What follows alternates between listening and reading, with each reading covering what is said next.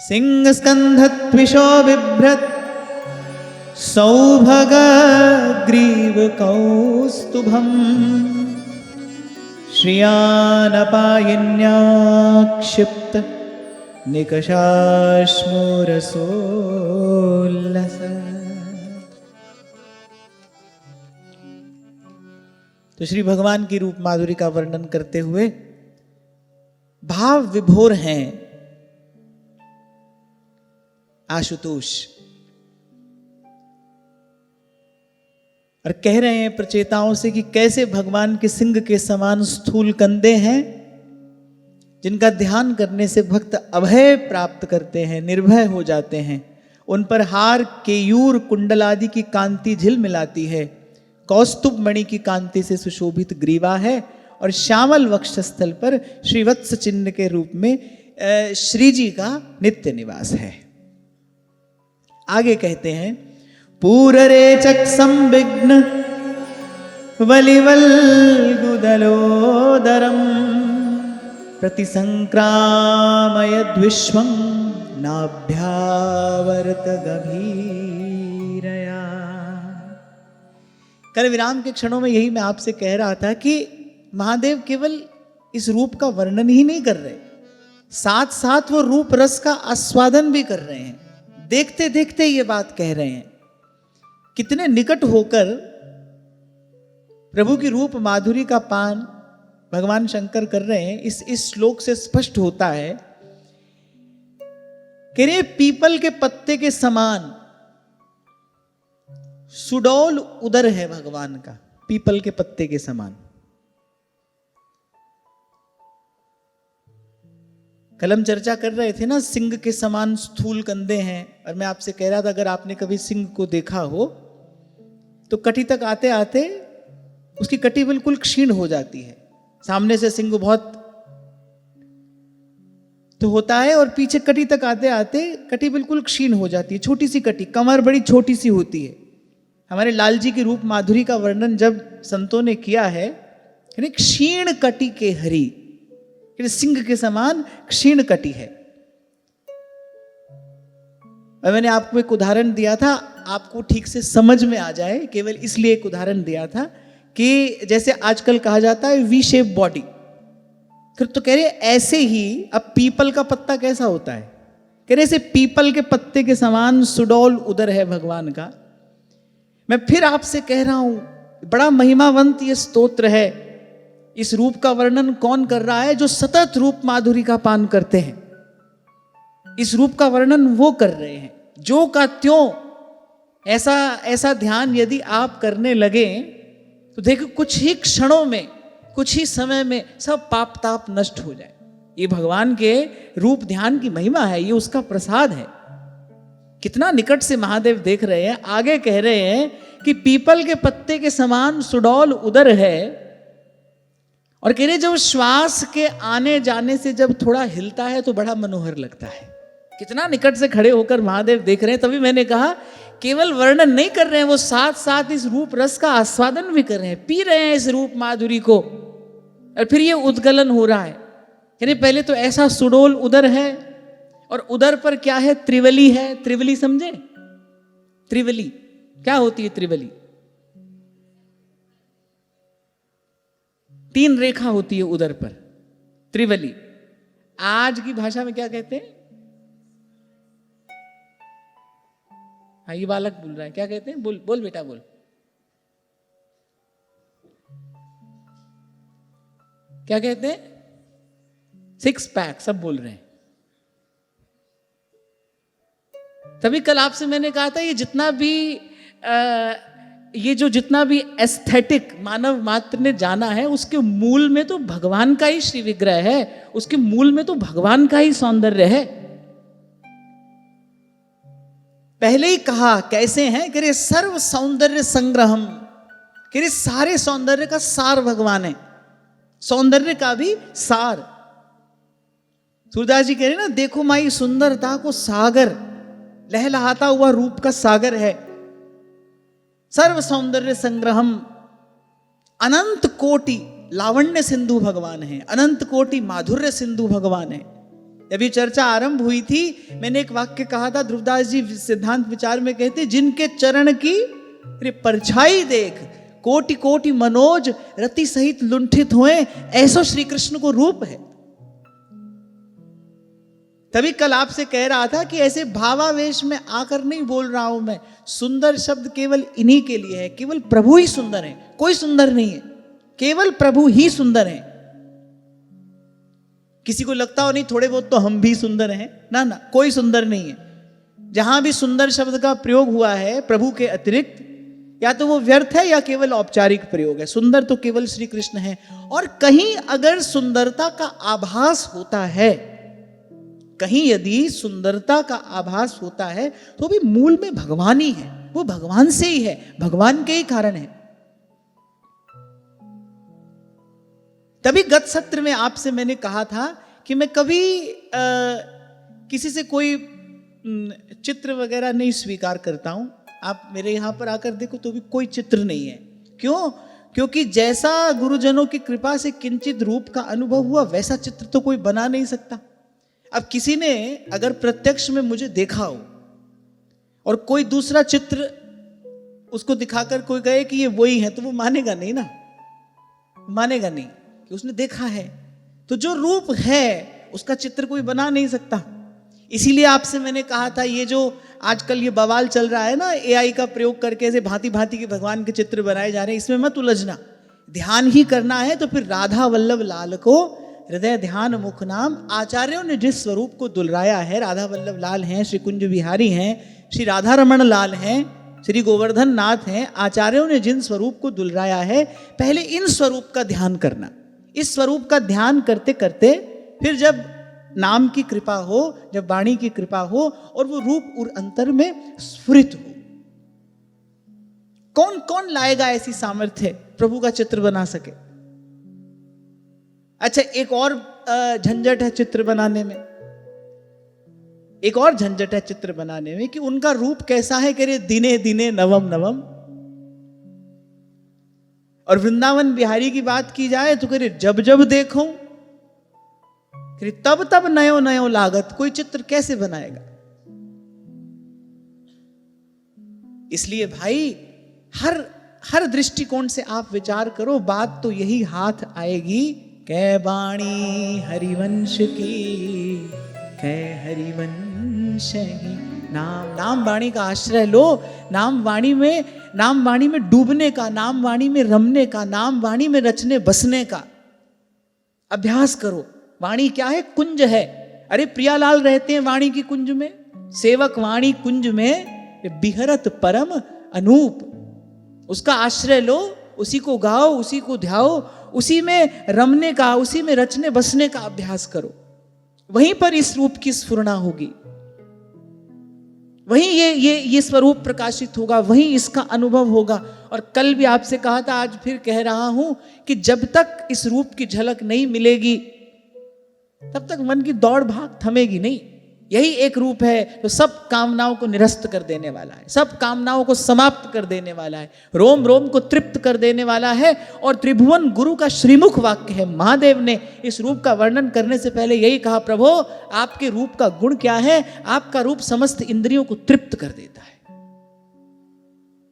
जाहि लहै कछु लैन की, चाह न हिय में होए। जब तक भगवान को देखा नहीं था, जब तक प्रभु का दर्शन नहीं किया था, तभी तक तो स्वर्ग सुख की लालसा थी। महाराज बलि यज्ञ कर रहे हैं, इंद्र पद पाने के लिए यज्ञ कर रहे हैं। जब तक श्री ठाकुर जी का रूप नहीं देखा था, तभी तक तो उस सुख की लालसा थी। लेकिन जैसे ही प्रभु की रूप माधुरी का पान किया, जैसे ही भगवान का दर्शन हुआ, बोले नहीं नहीं, अब ये सब हमको नहीं चाहिए। भगवान ने कहा, हम तुमको पाताल का साम्राज्य दे रहे, पाताल लक्ष्मी दी उसको, स्वर्ग से कहीं गुना अधिक वैभव है वहां। भगवान ने कहा वो तुमको देने। बोले आप कुछ दो मत दो, हमको कुछ नहीं चाहिए। क्या चाहिए? बोले आपका ऐसी दर्शन होता रहे, बस आपको ऐसे निहारा करे, नेत्र भरकर बस आपके इस रूप रस का पान करते रहे। सारी दौड़ तभी छूटेगी जब नाम और वाणी की कृपा से और अंतर में ये सच्चिदानंद घन विग्रह प्रकाशित होगा। श्रृंगार रस माधुर्य सार सर्वस्व विग्रह। और जब तक बाहर खटपट में लगे रहोगे, जब तक बाहर खींचातानी में लगे रहोगे, जब तक बाहर दौड़ भाग में लगे रहोगे, वृत्ति अंतर्मुखी होगी नहीं। और वृत्ति अंतर्मुखी होगी नहीं, ये बात बनेगी नहीं, ये वस्तु हाथ आएगी नहीं। इसलिए कै वाणी हरिवंश की, कै हरिवंश ही नाम। बार बार सुनोगे, थोड़ा समझने का प्रयास करोगे, अपने मन से कहोगे, फिर धीरे धीरे देखना मन इस गति में बढ़ने लगेगा आगे। यही करना है भाई, ये ही करना है, ये भी नहीं, ये ही करना है। अपना लक्ष्य हमको यही रखना है। सेवक शरण कहाँ रहे, अनत नहीं विश्राम। कुछ और भी कह सकते थे सेवक जी महाराज, पर कह रहे अनत नहीं विश्राम, कह रहे कहीं और विश्राम नहीं है भाई। कै वाणी हरिवंश की, कै हरिवंश ही नाम। कह रहे श्री हरिवंश की वाणी समुद्र, वाणी समुद्र है। और सेवक जी महाराज कह रहे मेरा मन मीन है। श्री हरिवंश की वाणी समुद्र को मीन भयो, जो अगाध कलूलत।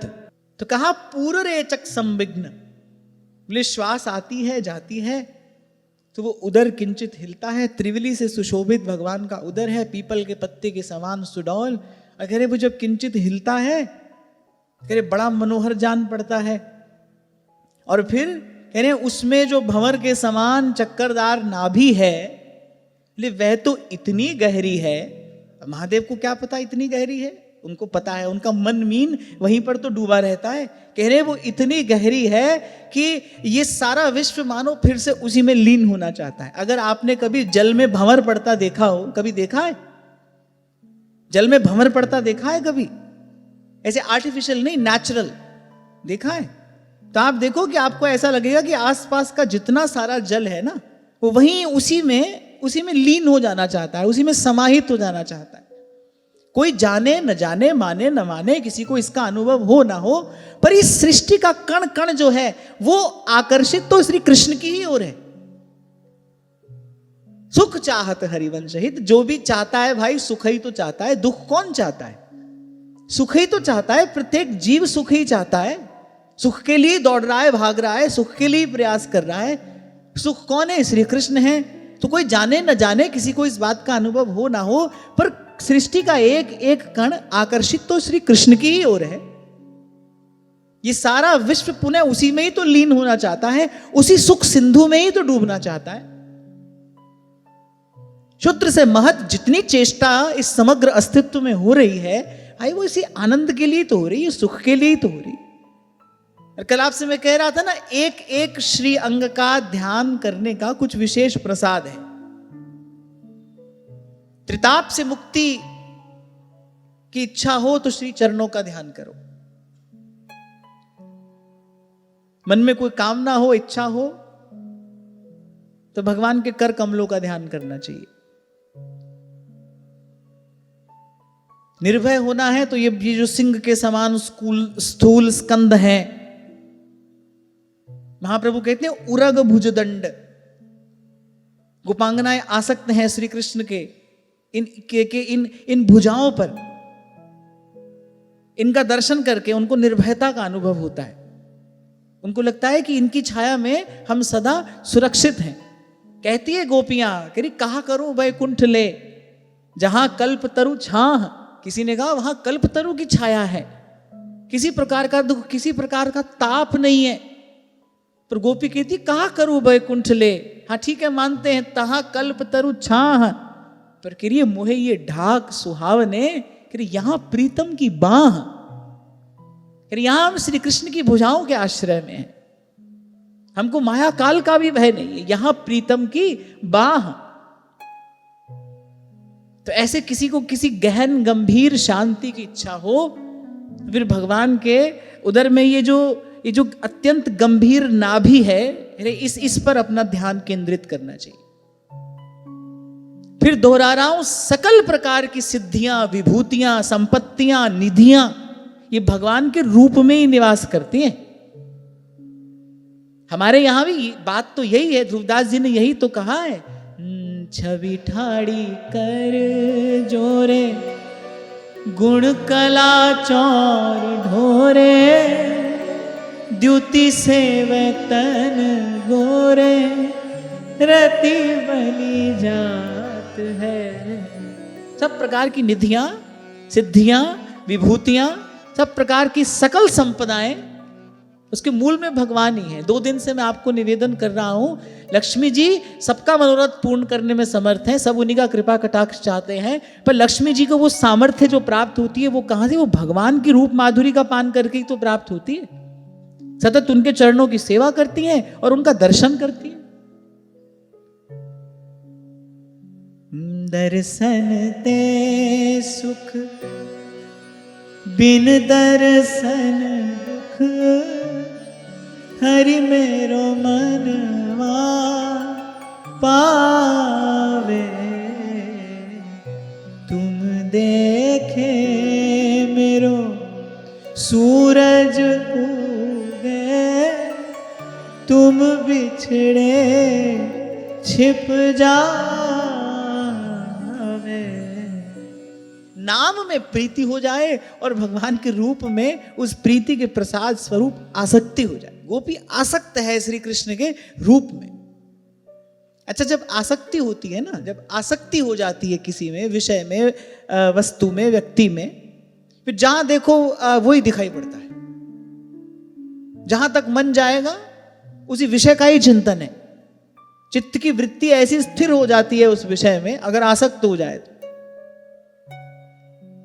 तो ऐसे नाम की कृपा से पहले नाम में प्रीति हो। हाँ, पहला काम तो यही है भाई, पहले नाम में प्रीति हो, नाम में अनुराग हो। सेवक जी महाराज कह रहे हैं श्री हरिवंश नाम जपने की विधि क्या है? कह रहे प्रीति सहित यह नाम कहाई। एक तो प्रीति कहा, और श्री व्यास नंदन नाम जो प्रतीति सोना रट्टही। प्रीति प्रतीति युक्त होकर नाम जप किया जाए। प्रतीति माने हमको इस बात का बोध हो क्या वस्तु हमको प्राप्त हो गई है। प्रेम मूल यह नाम है। ये प्रतीति के ही तो शब्द हैं कि कैसो पापी क्यों न हो, श्री हरिवंश नाम जो ले, अलक लड़े ती रीझ के महल खवासी दे। ये प्रतीति के ही तो शब्द हैं। तो नाम में प्रतीति भी हो और नाम में प्रीति भी हो। प्रीति प्रतीति से युक्त होकर नाम जपा जाए, और फिर जब नाम की कृपा से नामी के रूप का दर्शन हो, उसकी झलक मिले, फिर उस रूप में आसक्ति हो जाए। अच्छा, भगवान का रूप ऐसा है ही, एक झलक मिल जाए उसकी, एक झलक मिल जाए, फिर जाहे लागी लगन घनश्याम की, फिर तो धरत है पग और परत है कितहूं, सुधि नाही धन धाम की। परसों आपसे कह रहा था ना, भगवान का रूप जो है वो मादक है, इंटॉक्सिकेटिंग। उसमें एक प्रकार का मद है, दिव्य मद है उसमें। कबीर कहते नाम चढ़ी, करे उतरे नहीं भाई, और चढ़ी छिन छिन चढ़ उतरे, पर नाम चढ़ी तो चढ़े सवाई। नाम चढ़ी उतरे नहीं भाई। जो जन नाम अमल रस चाखा, तर गई गणिका सदन कसाई, और कह कबीर गूंगे गुड़ खाया। अच्छा, सब बात कह भी दी, फिर अंत में कहते भाई जो लेकिन असली बात है वो नहीं कह सकते। कह कबीर गूंगे गुड़ खाया। बोली रसना बेचारी कहां तक उसका वर्णन करे, बस इशारा कर रहे हैं तुमको, संकेत कर रहे हैं तुमको कि नाम चढ़ी उतरे नहीं भाई। नारद जी भजन कर रहे थे, बस एक भगवान की वो झलक मिली, अरे सब छूट गया। लेकिन वो नाम की ये जो रूप की झलक है, ये प्रसाद देगा कौन? ऐसा नाम निरंजन होवे, ऐसा नाम निरंजन होवे,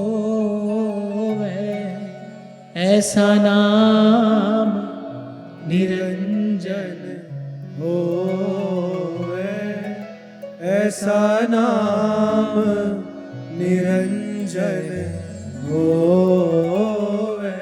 ये जो श्री सूरदास जी कहते हैं ना, सब तज भजिए नंद कुमार, एक बार तो भाई सब छोड़ के नाम में लगना ही पड़ता है, लगना ही पड़ेगा। और सब छोड़ने से अर्थ केवल घर संसार व्यवहार की बात नहीं हो रही है। वृंदानी सर्व महताम अपहाय दूराद, सर्वेषु साधन वरेषु चिरम निराशः। किसी भी साधन में हमारी बुद्धि न जाए, बस केवल एक नाम, एक शब्द हरिवंश नाम राख्यो समीप करी। मैं फिर दोहरा रहा हूं, ये शरीर, ये तो हाड़ मांस का पिंड है भाई। मन बुद्धि भी प्राकृत है, मायाबद्ध है। केवल एक नाम ही तो है जो निरंजन है, जो निर्मल है, दिव्य है।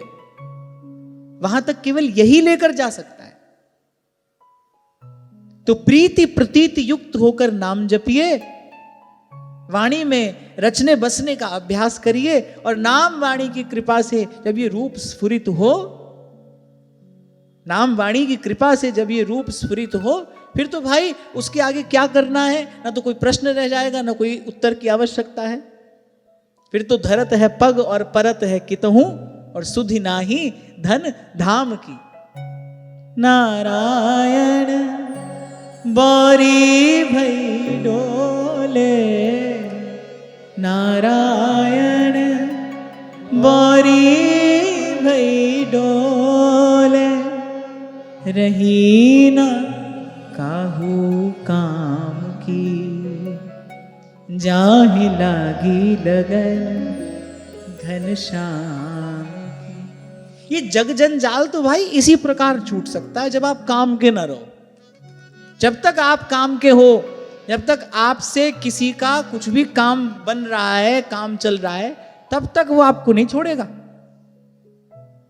आप लड़ लो, झगड़ लो, गाली दे लो, धक्का दे लो, घर परिवार में ये कला कहानी रोज ही होती है। सुबह लड़ रहे हैं, झगड़ रहे हैं, फिर थोड़ी देर में हंस रहे हैं, बोल रहे हैं, फिर लड़ रहे हैं, फिर झगड़ रहे हैं।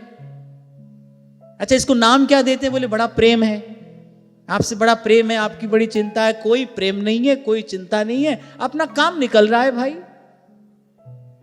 जब तक अपना काम निकल रहा है, किसी का किसी से तुम्हारा, किसी से किसी से तुम्हारा, तब तक खूब लड़ो झगड़ो, छोड़ेगा कोई नहीं, ना तुम छोड़ोगे ना वो छोड़ेगा। काम निकल रहा है भाई, क्या करें? कहते तो हो आप जाएं तो जाएं कहां, रास्ता कोई है नहीं, जाएं तो जाएं कहां? नहीं, रास्ता है, ये रास्ता है जी। मार्ग सब संत गया छे, ये रास्ता है। आप चलना चाहो तो आप चलो, और करना क्या है? केवल मन से तैयारी करनी है। और वो मन से तैयारी का अर्थ क्या है भाई? जो सुख दुख आएगा अब सह लेंगे, किसी से कहेंगे नहीं, अब कोई नया प्रश्न खड़ा नहीं करेंगे। एक बार ये डोरी प्रभु आपके हाथ में है। जो करावे सोई करना, जो करावे सोई करना, नानक दास तेरी सरना। प्रभु डोरी हाथ तुम्हारे, प्रभु डोरी हाथ तुम्हारे, प्रभु डोरी हाथ तुम्हारे। अच्छा, ये मत समझना अभी तुम स्वतंत्र हो, अभी भी तुम्हारी डोरी किसी के हाथ में, और अभी तो डोरी किसी के हाथ में। जीव कोई स्वाधीन स्वतंत्र थोड़ी है, पराधीन है, तभी तो दुख पा रहा है। मैं तो आपसे कहा ही करता हूं, अरे प्रारब्ध के अधीन भी तो जीवन यापन कर ही रहे हो, सुख दुख का धक्का खा ही रहे हो, इस अहमता ममता की चक्की में पिस ही रहे हो। कौन सा यहां पर बड़ा सुख पा लिया? एक बार संतों की बात मानकर देख लो, एक बार गुरु के बताए रास्ते पर चलकर देख लो, हो सकता है सुख मिल जाए, हो सकता है पा जाओ आप भी वो सच्चा सुख। एक बार मन से सब हटाइए, मन में केवल नाम रह जाए, केवल नाम, एक शब्द हरिवंश नाम राख्यो समीप कर, और फिर रटिए। अरे नाम क्या, मैंने तो आपसे गत सत्र में कहा था, वाणी के भी आप अर्थ में मत जाइए। आपको पद का अर्थ समझ में आता है नहीं आता, इस बात की चिंता करने की बिल्कुल आवश्यकता नहीं है। महाप्रभु जी ने ये पद आपके हमारे निस्दिन गान के लिए आपको हमको दिए हैं, आप गाइए। मूल में भाव क्या हो कि हमको बस इसी नाम वाणी का आश्रय है, इसी का भरोसा है, इसी का सहारा है, इसी नौका पर हम उस पार पहुंचेंगे। इसे कहते हैं प्रीति प्रतीति से युक्त होकर नाम वाणी का आश्रय लेना, प्रीति प्रतीति से युक्त होकर। अरे भूमि में बीज पड़ गया और हवा पानी भी उसको मिल रहा है, अरे आज नहीं तो कल उसमें अंकुर फूटेगा कि नहीं फूटेगा? ये तो प्रकृति है, कोई रोक लेगा उसको? और जिस वस्तु का बीज डाला है उसी का ही तो फल आएगा, दूसरा फल कहां से आ जाएगा? नाम में, नाम बीज है। श्री स्वामी सत्यानंद जी महाराज अमृतवाणी में एक बड़ी पते की बात कहते हैं कि रे यथा वृक्ष हो बीज से जल रज ऋतु संयोग, पाकर विकसे क्रम से त्यों मंत्र से योग। नाम में जो है, हृदय की भूमि पर वो आपने बीज डाला और भजन के जल से सींच भी रहे हो, सत्संग का वातावरण भी उसको दे रहे हो, तो नाम में जो नामी छिपा है वही तो प्रकट होगा, कोई दूसरी वस्तु कहां से आ जाएगी? किस बात का संशय है, किस बात का द्वंद्व है? क्यों नहीं लगते नाम में? यहां पर मैं कहता हुआ आगे बढ़ूंगा। इस देश में संतों का बनाया कानून चलता है और संत कह रहे हैं सब तज भजिए नंद कुमार, सब तज भजिए नंद कुमार।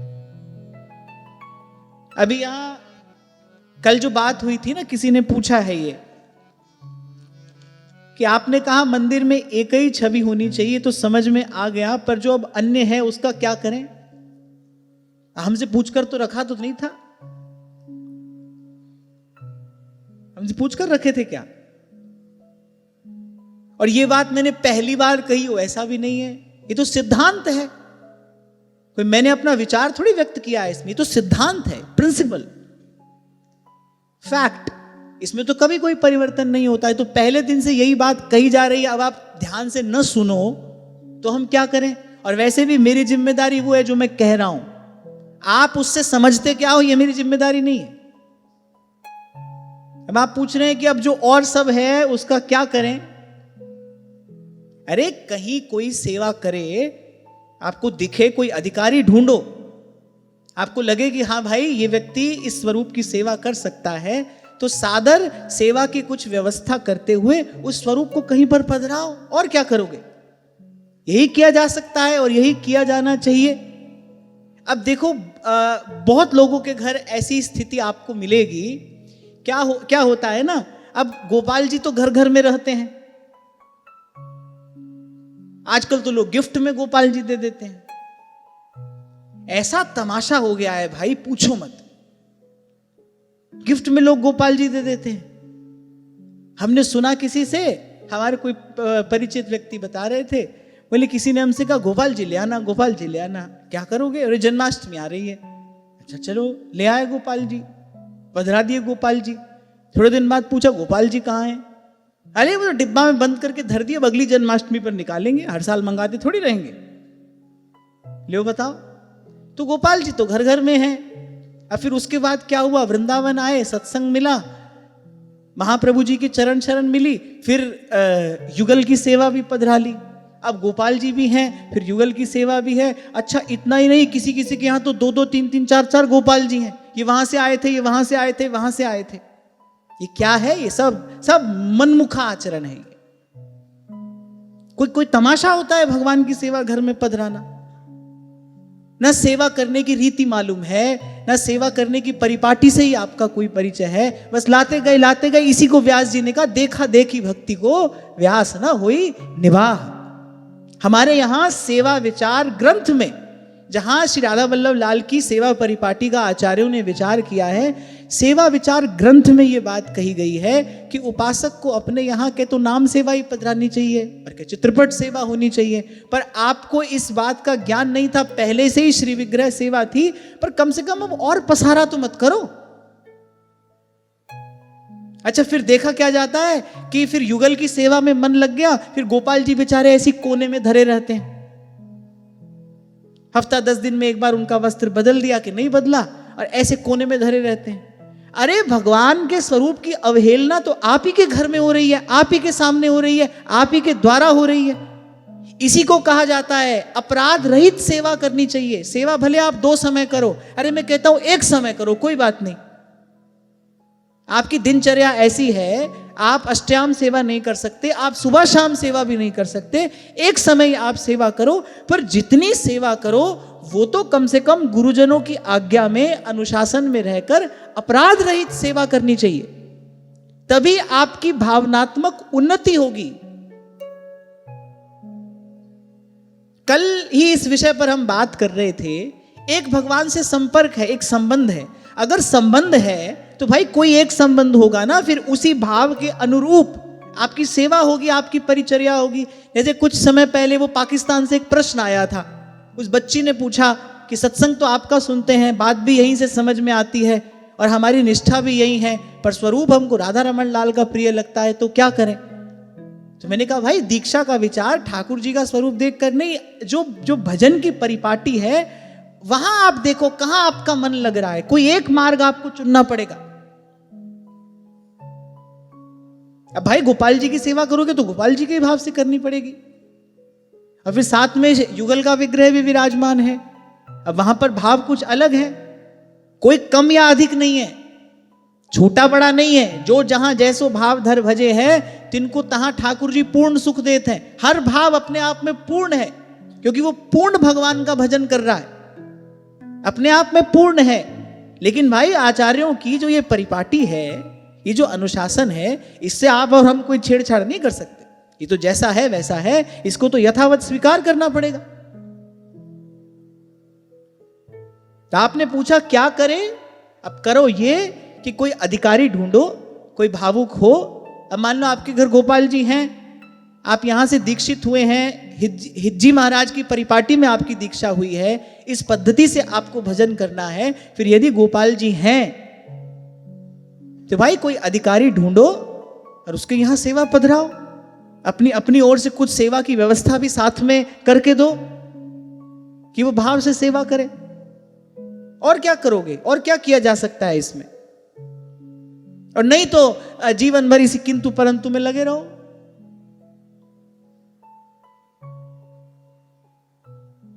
आप एक बात तो आपको स्वीकार करनी पड़ेगी, एक ही में मन पूर्ण रूपेण लग सकता है। और हमारे महाप्रभु जी का तो सिद्धांत ही यही है, कह रहे यह जो एक मन बहुत ठौर करी, कहू कौन सच उपायो। लेकिन ये सब बात अनुभव कौन करेगा, ये सब बात किसके लिए है, जो किसी भाव से भजन करना चाहता है।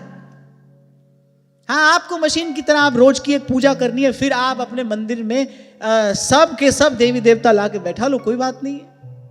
पर हमारे वृंदावन की, और उसमें भी हमारे महाप्रभु जी की रीति ये नहीं है, हमारे महाप्रभु जी की रीति ये नहीं है। बड़े सुंदर गोल मटोल से गोपाल जी थे हमारे शंभू जी के यहां पर, है ना। अच्छा, इनके पिताजी जो थे उनका बड़ा स्नेह था गोपाल जी से। अब वो कह रहे चलो ठीक है, बाकी सब तो तुमने हटा दिया, गोपाल जी तो मैं नहीं दूंगा, गोपाल जी तो रहेंगे। राधा वल्लभ लाल ने कहा कैसे रहेंगे, हम ही रहेंगे यहां तो। अब जीत तो उन्हीं की हुई, किनकी, राधा वल्लभ लाल की, यहीं विराजेंगे। क्या है इस, मैंने कहा ना ये कोई छोटा बड़ा नहीं है, इसमें किसी का खंडन वंडन नहीं है, किसी की निंदा स्तुति नहीं, तो उपासना का सिद्धांत है। इसको तो आपको हमको यथावत स्वीकार करना पड़ेगा, इसको तो मानना ही पड़ेगा। अगर उपासना में आगे बढ़ना है तो, अगर आप अपनी भावनात्मक उन्नति चाहते हो, आपको लगता है कि धीरे धीरे पहले आपका भाव शुद्ध हो फिर सिद्ध हो, यदि आप चाहते हो तो फिर तो यही रास्ता है भाई, इसमें आप अपना मनमाना आचरण नहीं कर सकते।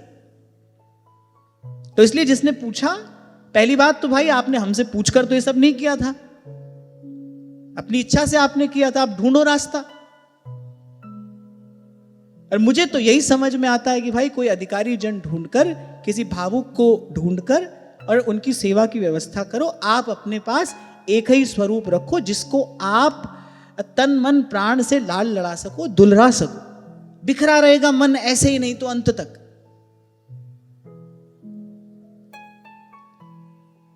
यही बात मैंने गुरु के विषय में भी कही थी।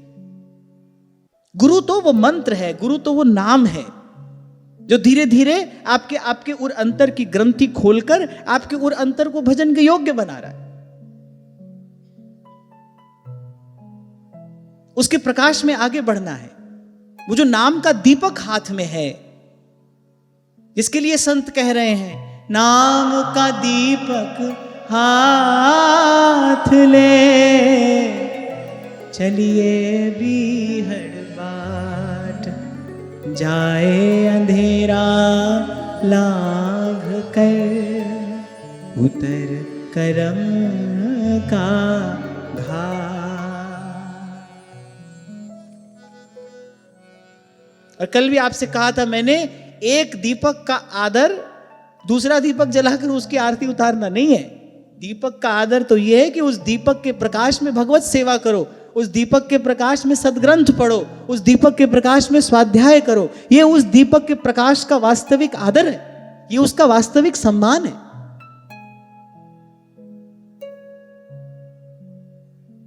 छोटी सी बात, हो सके मुझ में अगर आपकी श्रद्धा है तो छोटी सी बात यूं की यूं मान लो, बिना बुद्धि से कोई किंतु परंतु किए, नाम ही गुरु है। जो शब्द आपको दिया गया है ना, जिससे आपका तार जोड़ा गया है वहां से, बस वो नाम ही गुरु है। और संत की सेवा नाम ध्याई है, नाम गुरु है। और उस नाम रूपी गुरु की सेवा क्या है? हरदम हीरा लाल है। एक एक श्वास गुरु को सौंपनी है। गुरु कौन है? नाम है। जैसे गणित का प्रश्न हल किया जाता है ना, ऐसे बता रहा हूं मैं आपको।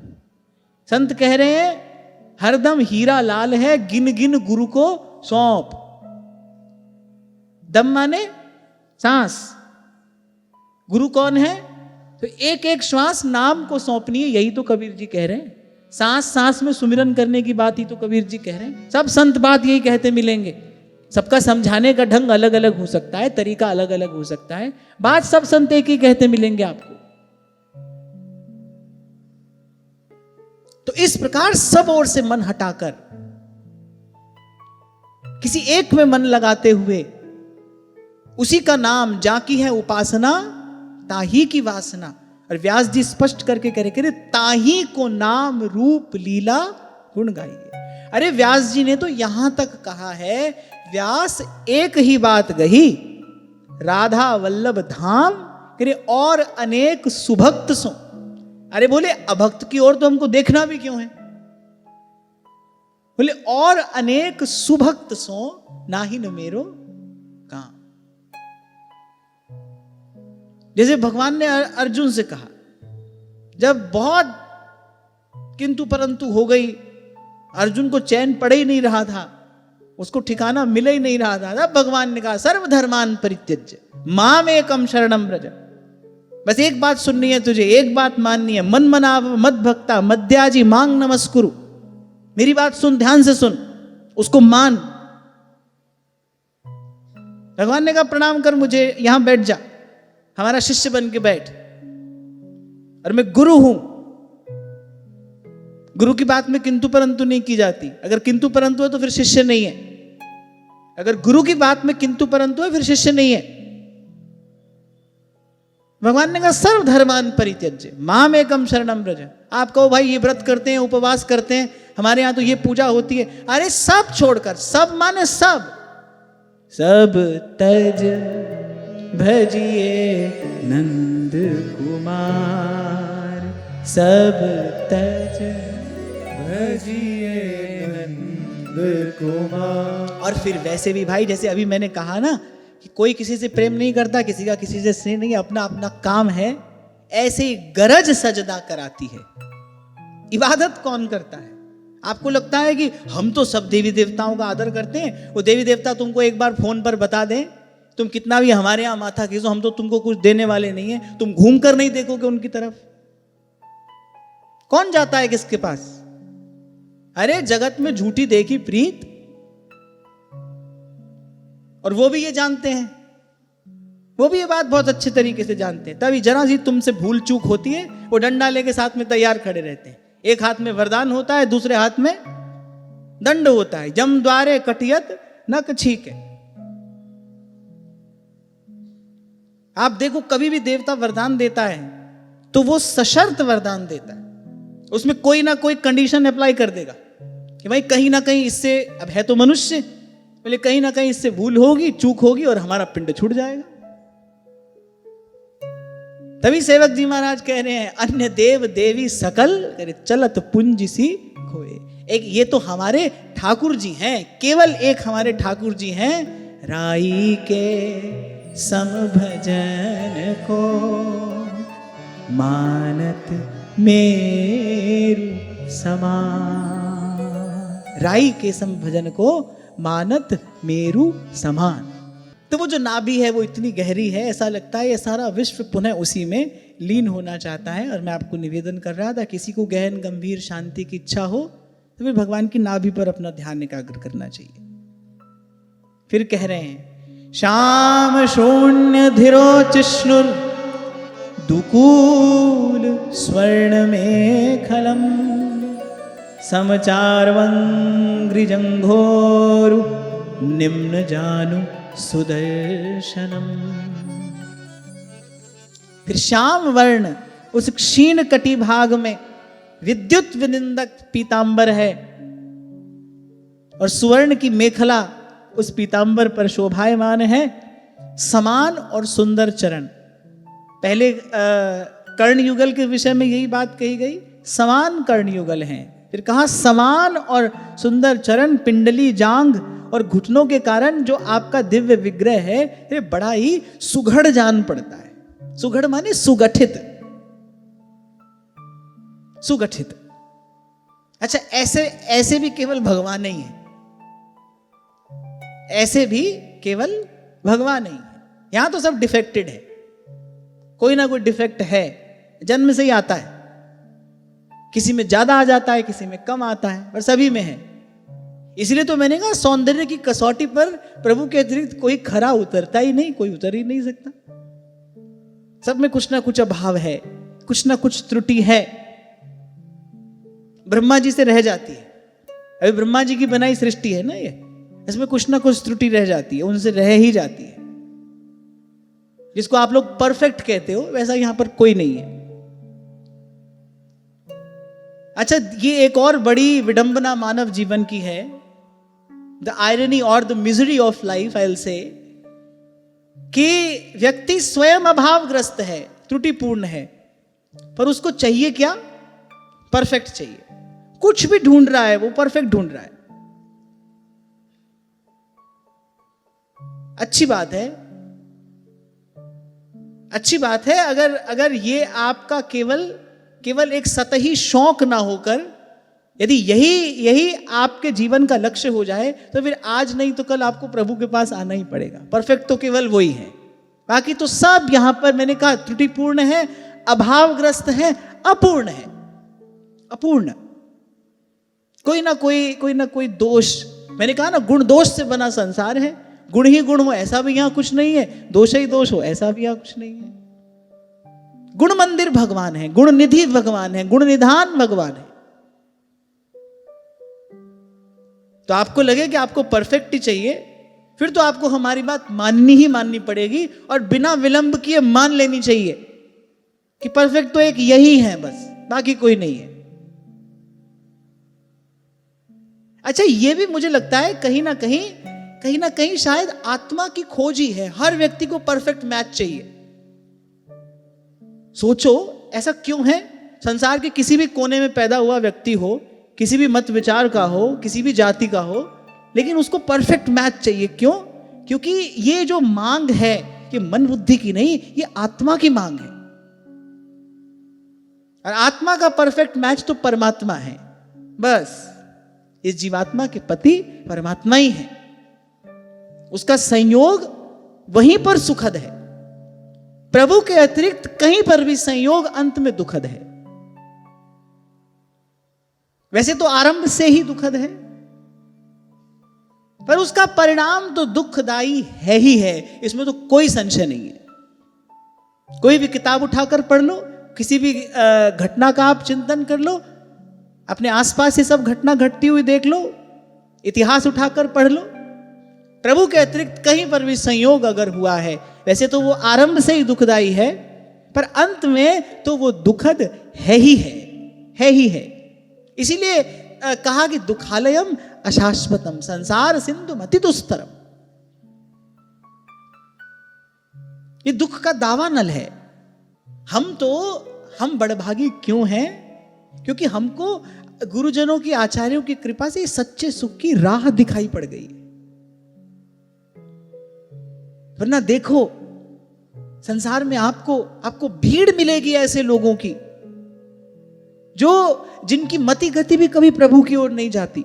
उनके पास उस दुख दावा नल में जलने के अतिरिक्त और कोई विकल्प ही नहीं है, कोई और मार्ग ही नहीं है, केवल वही है बस उनके लिए। हमको तो गुरुजनों की कृपा से मार्ग दिखाई पड़ गया है।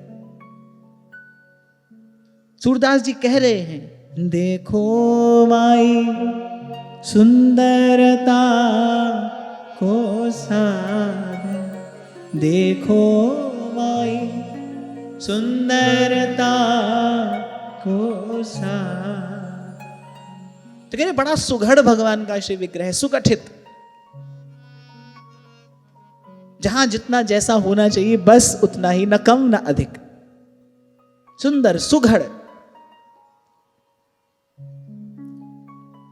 अगला श्लोक बड़ा सुंदर है।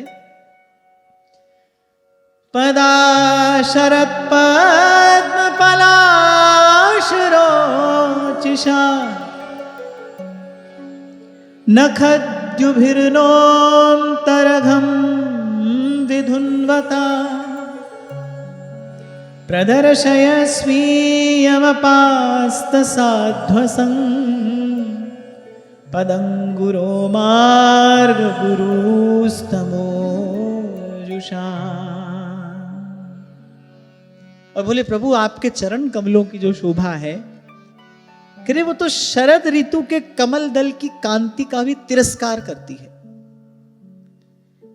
आरंभ में मैंने आपसे कहा था उपमा देनी पड़ती है, वर्णन करने वाले को उपमा देनी पड़ती है, ये उसकी व्यवस्था है कि वो अपना भाव हम तक पहुंचाए कैसे। उपमा एक मार्ग है, उसका भाव हम तक पहुंचता है, तो उसको एक उपमा देनी पड़ती है। पर वैसे तो भगवान का रूप निरूपम है, इसलिए आज चर्चा के आरंभ में मैंने कहा जो है वो दिखाया बताया नहीं जा सकता, अनुभव रूपम। कहे कबीर गूंगे गुड़ खाया, वो तो ऐसा ही है। उदाहरण तो सुना होगा ना आपने। श्री भट्ट जी भी कहते हैं, कैसे कह जात गदाधर कि गूंगे को गुड़ स्वाद। गूंगे व्यक्ति को गुड़ खिलाओ, वो जो कैसा है, क्या कहेगा वो? कह तो कुछ सकता नहीं।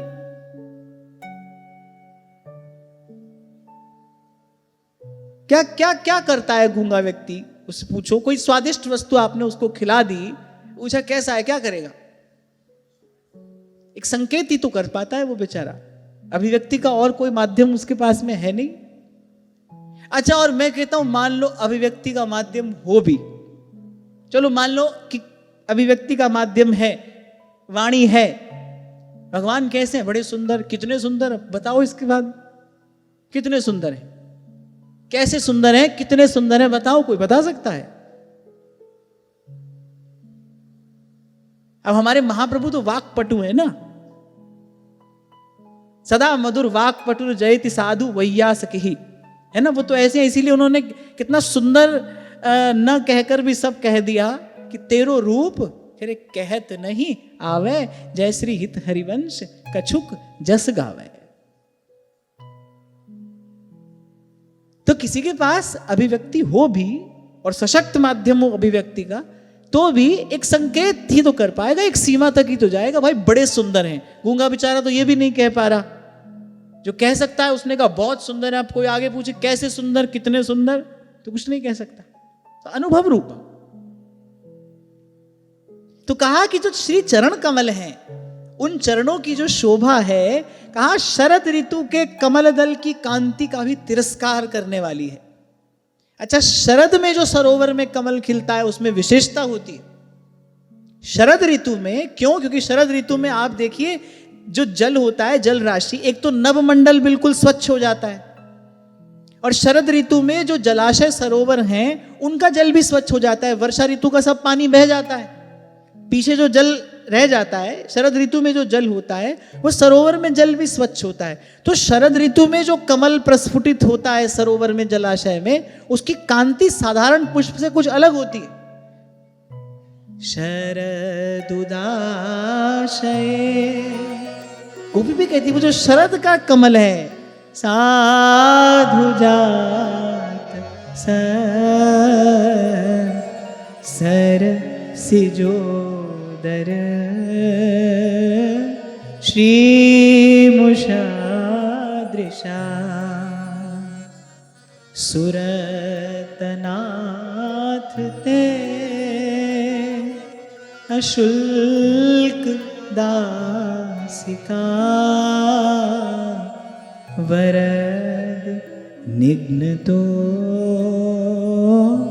नेह किम वधः।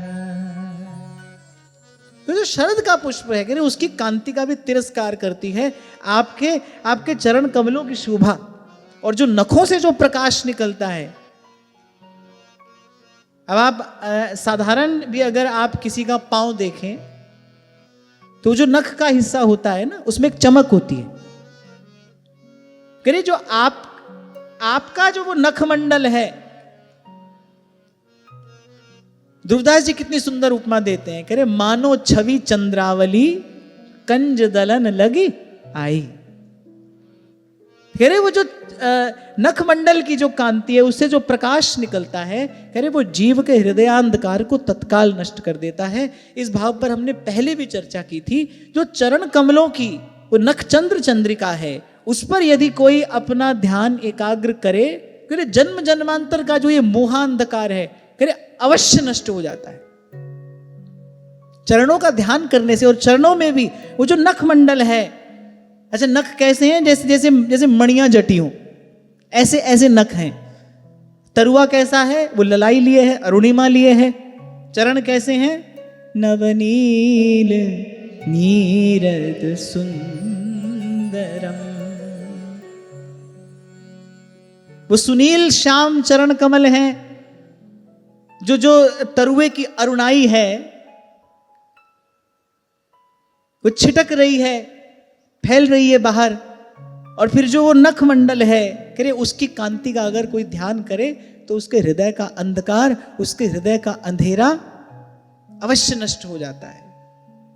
सूरदास जी गाते हैं ना, भरोसो दृढ़ इन चरणन केरो, श्रीवल्लभ नख चंद्र छटा बिन, सब जग माही अंधेरो भरोसो, दृढ़ इन चरणन केरो भरोसो, दृढ़ इन चरणन केरो।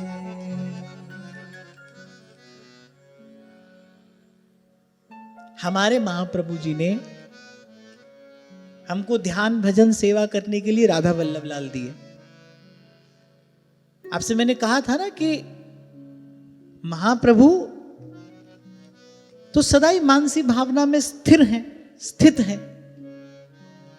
राधा वल्लभ लाल श्री महाप्रभु जी के संग क्यों आए? हमारे लिए।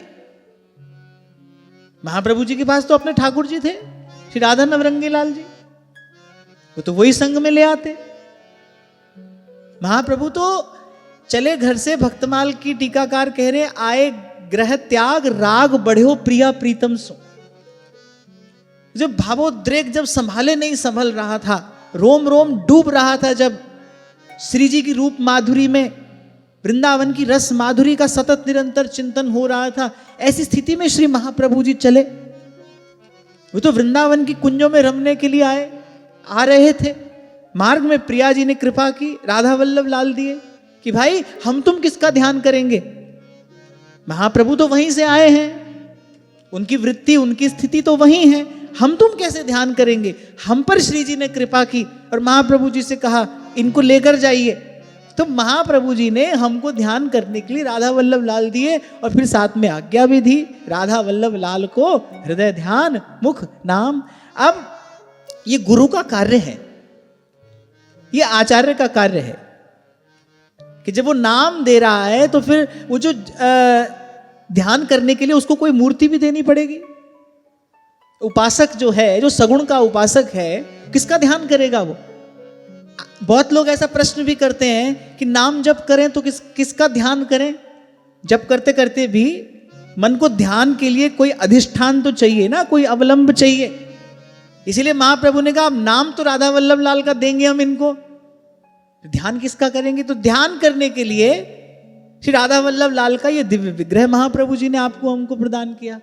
तो ये आचार्य का कार्य है। अब यहां पर गुरु आचार्य कौन है, यहां पर गुरु आचार्य भगवान शंकर हैं, प्रचेता शिष्य हैं। तो भाई ये ध्यान किसका करेंगे। तो महादेव ने प्रचेताओं को ये मनोमयी मूर्ति भगवान की दी, ये भगवान का श्री विग्रह उनको प्रदान किया। इस श्री विग्रह का ध्यान करना, जब जप करना, जब आराधन करना, तो इसी श्री विग्रह में अपने मन चित्त की वृत्ति को स्थिर करने का प्रयास करना। कल आपसे मैंने कहा था ना 8 प्रकार की प्रतिमाओं में एक मनोमयी प्रतिमा भी है। तो महादेव ने प्रचेताओं को ये मनोमयी प्रतिमा प्रदान की। अब उनकी बुद्धि बड़ी परिष्कृत है, उनकी वृत्ति शुद्ध है, इसीलिए वो सीधे सीधे इस मनोमयी मूर्ति में अपनी चेतना, अपनी वृत्ति स्थिर कर पाए। हमारी बुद्धि अभी स्थूल है, हम तो राधा वल्लभ लाल के सन्मुख खड़े हो तो भी हमारा मन चारों दिशाओं में दौड़ता है, भागता है। तो अभी ऐसी मनोमयी मूर्ति का ध्यान करने योग्य हमारा मन ही नहीं है। तो इसलिए हमारे लिए ऐसी व्यवस्था की गई। प्रचेताओं की बुद्धि शुद्ध है, उनका लक्ष्य बिल्कुल स्पष्ट है, वो तो भगवान का ही भजन आराधन करना चाहते हैं। तो उनको आचार्य ने, उनको गुरु ने ये मनोमयी प्रतिमा प्रदान की। नक्षिक भगवान का ध्यान कराया, नक्षिक भगवान के रूप का दर्शन करा दिया प्रचेताओं। जैसे महाप्रभु जी ने नरवाहन जी को कहकर दर्शन करा दिया, नरवाहन प्रभु निहार, और नरवाहन निहारने लगे, दिखा दिया महाप्रभु जी ने। ऐसे ही यहां प्रचेताओं पर कृपा करके भगवान ने उनको वो रूप दर्शन करा दिया, ये मनोमयी प्रतिमा उनको दी। कहां से आरंभ किया था।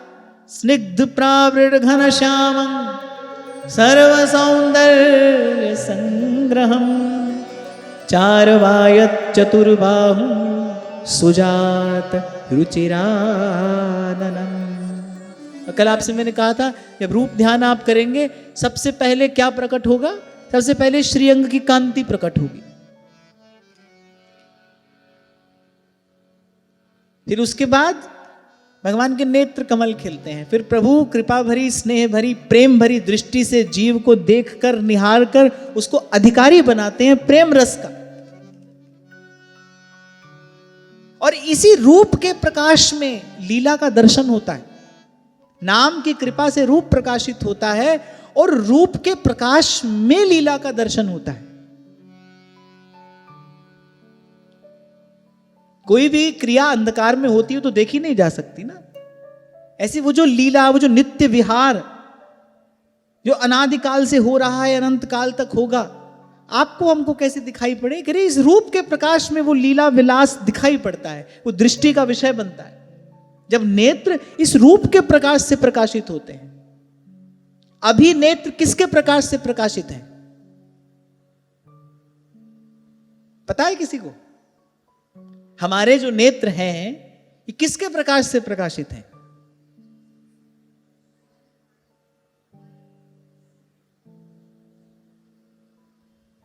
किसी को नहीं मालूम।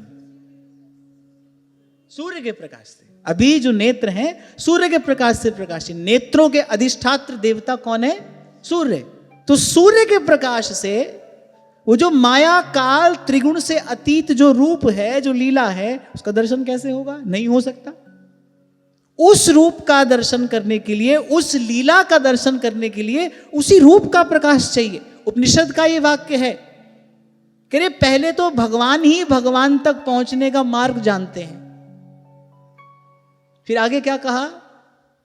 बोले भगवान ही भगवान तक पहुंचने का मार्ग है। जानते क्या है? बोले भगवान ही भगवान तक पहुंचने का मार्ग है। यहां क्या कहा अप्रत्यक्ष रूप से कि जो गुरु है गुरु के रूप में भगवान ही है। गुरु के रूप में, उस गुरु सत्ता के रूप में वो भगवान की कृपा शक्ति ही प्रकट है, वही जीव को योग्य अधिकारी बनाती है। तो सूर्य के प्रकाश में, सूर्य के प्रकाश से उस लीला का दर्शन नहीं हो सकता। होता तो यहीं कहीं देखा ही लेते आप। सूर्य का प्रकाश तो भीतर बाहर है ही, अगर उससे दर्शन हो पाता तो फिर देखा ही लेते ना। ना, उसके उस दर्शन के लिए क्या चाहिए? रूप का प्रकाश चाहिए। क्योंकि अगर ऐसा ना होता फिर सूरदास कैसे लीला दर्शन करते? सूरदास जी के पास ये पार्थिव नेत्र तो नहीं है, लेकिन लीला दर्शन तो सतत कर रहे हैं। गुरु की कृपा से हृदय में रूप प्रकाशित हो गया ना, अब लीला का दर्शन सतत निरंतर हो रहा है। तो नाम की कृपा से रूप, और रूप के प्रकाश में लीला दर्शन होता है। तो इसमें अपनी खोपड़ी लगाने की आवश्यकता नहीं। बुद्धि लगाते हैं ना लोग, बुद्धि की खींचातानी करते। तभी मैंने आपसे कहा था कि मेरा कहना तो यही है, ये कोई उपदेश नहीं है, आप जैसे आपकी इच्छा हो आप ऐसा करें, पर मेरा कहना तो यही है कि कल्पना ना करें। कल्पना बुद्धि करेगी, वो अनुचित नहीं है, अनुचित नहीं है, पर उचित यही है, उत्तम रीति यही है। प्रथम नाम हरिवंश हित, रट रसना दिन रैन, उसकी कृपा से प्रीति रीति तब पाइये, अरु वृंदावन ऐन। नाम की कृपा से नामी का रूप प्रकाशित होने दीजिए। उस प्रकाश में श्री जी जो कृपा से प्रसाद दें, फिर लीला रस का जो श्री जी अनुभव कराएं, वो प्रसाद आप पाइए। क्योंकि भाई मैं बड़ी क्षमा याचना पूर्वक की बात कह रहा हूं, ऐसा देखा जाता है साधकों के ही मुख से कहने सुनने को बड़ी ऊंची ऊंची बातें मिल जाती हैं। कहने सुनने को उनके मुख से बड़ी ऊंची ऊंची बातें मिलती हैं, बड़े बड़े उत्कृष्ट कोटि के अनुभव भी उनके मुख से कहने सुनने को मिल जाते हैं। लेकिन जीवन की वास्तविकता जब देखी जाती है तो वही राग द्वेष भी है, वही मदमात्सर्य भी है, वही सब कुछ भी है, वही छोटी छोटी बातों से आहत हो जाना, प्रभावित हो जाना, वो सब भी है। तो मुझे तो ये समझ नहीं आता ऐसे कैसे हो सकता है, क्योंकि संत तो यही कह रहे हैं कि जहां राम तहां काम नहीं, जहां काम नहीं राम। ध्रुवदास जी कह रहे भानु उदय जो तम रहे तो वह भानु ही नहीं। क्या इतनी साधारण वस्तु है प्रभु का रूप? क्या इतनी साधारण वस्तु है भगवत प्रेम? आपको सुबह से लेकर शाम तक प्रभु के रूप का भी दर्शन हो रहा है, आपको लीला का भी अनुभव हो रहा है। श्री जी आपको सुबह से लेकर शाम तक खूब आज्ञा भी दे रही हैं, और झगड़ा झंझट और राग द्वेष ईर्ष्या वो भी सब जीवन में बना है। तो भाई हमारी समझ में तो ये सब नहीं आता।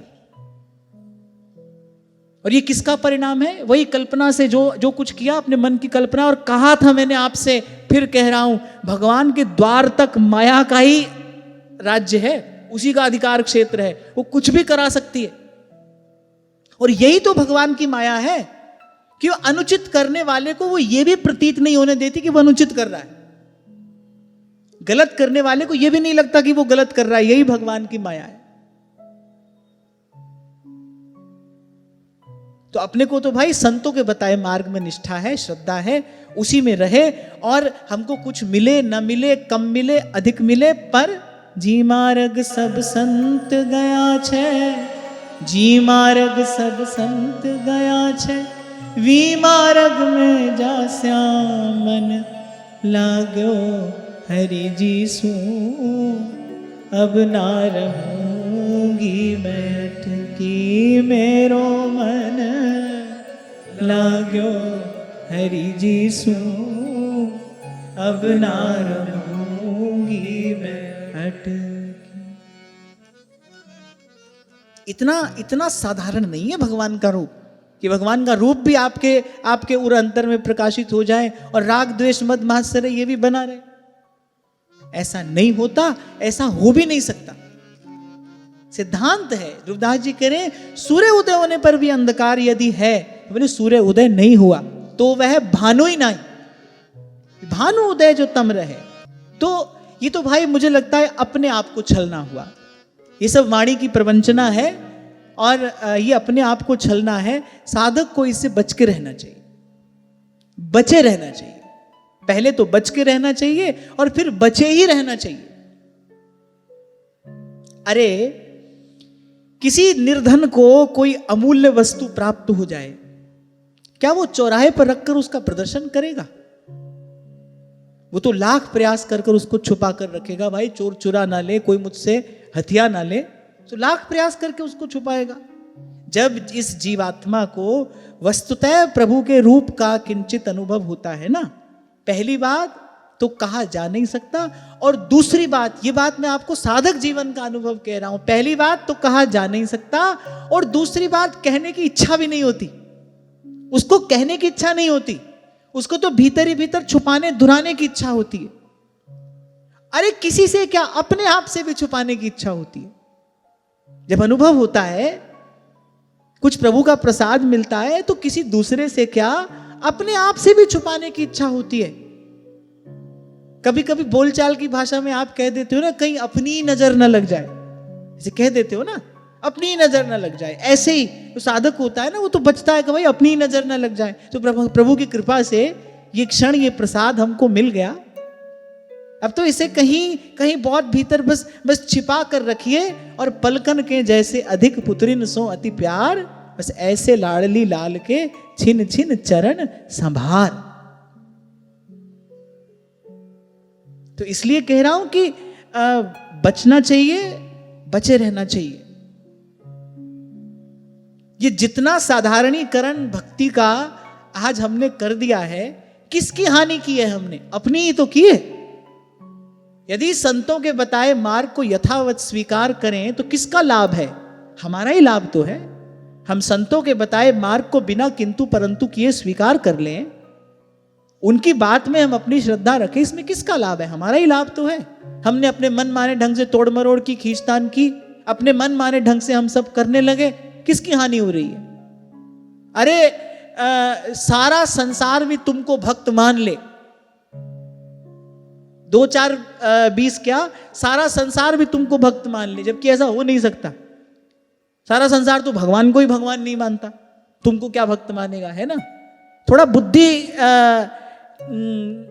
खोल कर जरा इस सब का विचार करो तो देखो मनुष्य किससे संतुष्ट होना चाहता है?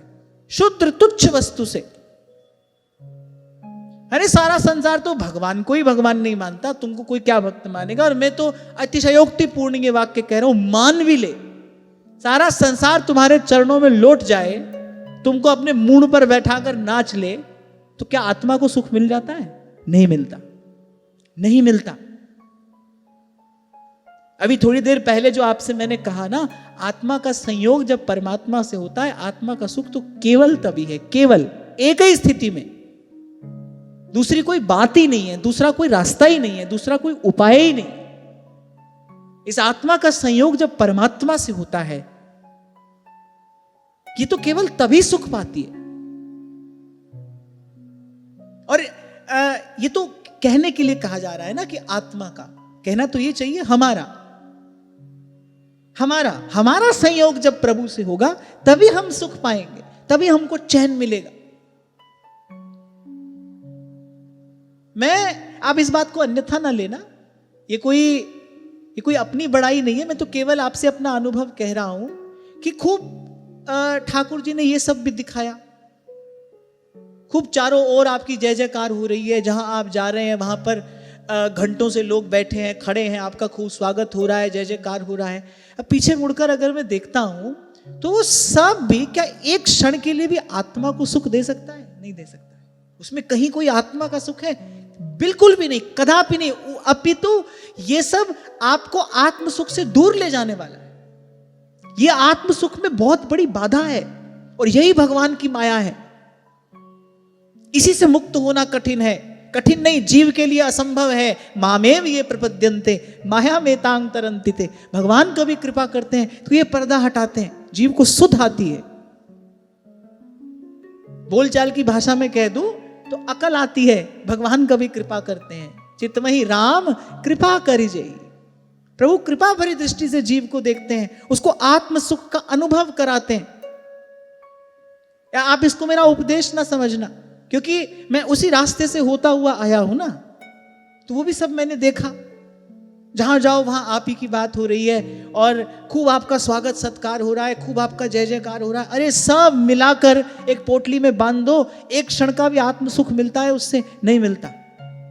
वो हो सकता है अल्प बुद्धि हो कि हम उसी को सुख मान रहे हो, लेकिन जब वस्तुतः सुख की अनुभूति होती है, जब सच्चा सुख गुरु की कृपा से मिलता है, तब लगता है कि अरे हम कहां उलझे थे।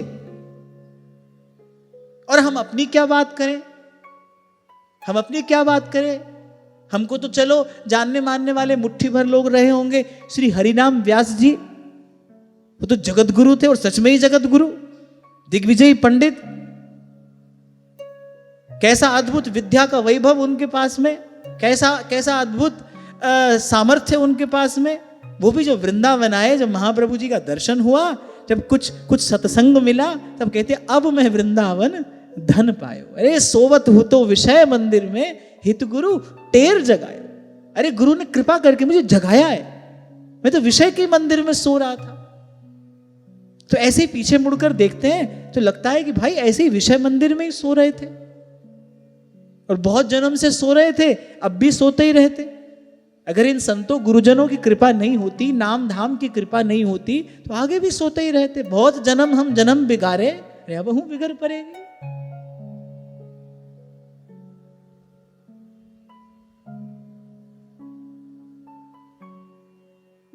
तो इस प्रकार मनोमयी मूर्ति प्रचेताओं को प्रदान करके फिर कहते हैं, प्रदर्शये स्वीयमपास्त साध्वसं पदं गुरो मार्ग गुरुस्तमोजुषा। तो पहले तो रूप का वर्णन किया और फिर प्रचेताओं से कहा, बोले भगवान से प्रार्थना करना इसी रूप का आप हमको दर्शन कराइए। ये जो रूप है, बोले सबसे पहले तो भक्त भयहारी है। इस रूप का ध्यान करते ही समस्त प्रकार के भय, समस्त प्रकार की कामनाएं, समस्त प्रकार की चिंताएं निवृत्त हो जाती हैं। फिर भक्त भयहारी भगवान का ये रूप है। और फिर भक्तों का आश्रय भी यही है, भक्तों का आधार भी यही है। इसी दर्शन की लालसा में तो भक्त एक बार नहीं अनेक बार भी जन्म लेने को तैयार है, इसी रूप के दर्शन की लालसा में। और फिर अंत में महादेव क्या कह रहे हैं, बड़ी पते की बात है, बहुत ध्यान से सुनना। पदाशरत पद्म पलाशरोचिषा नखद्युभिर्नोऽन्तरघं विधुन्वता प्रदर्शय स्वीयमपास्तसाध्वसं पदं गुरो मार्ग गुरुस्तमोजुषा। महादेव कह रहे हैं, प्रभु से कहना, जगत गुरु, हम अज्ञानावृत्त प्राणियों को अपनी प्राप्ति का मार्ग बताने वाले आप ही हमारे गुरु हैं। क्या किया कि प्रचेताओं का मन कहीं हम में न लगा रह जाए किंचित भी, और यही एक गुरु का कार्य है। आपसे मैंने बताया था ना, स्वामी श्री शरणानंद जी महाराज कहा करते थे, बोले सुयोग्य वैद्य कौन होता है? जो रोगी को केवल रोग से ही नहीं अपने आप से भी मुक्त कर दे।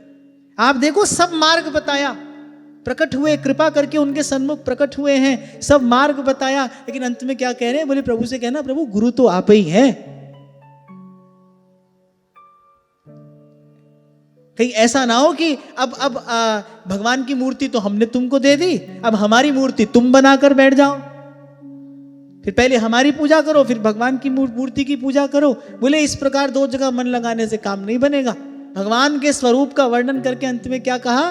बोले भगवान से कहना, यही शब्द यहां पर प्रयोग किया गया, पदम गुरो मार्ग गुरुस्तमोजुषाम। हे जगत गुरु, हम अज्ञानावृत्त, हम अज्ञान में पड़े प्राणियों को अपनी प्राप्ति का मार्ग बताने वाले आप ही हमारे गुरु हैं।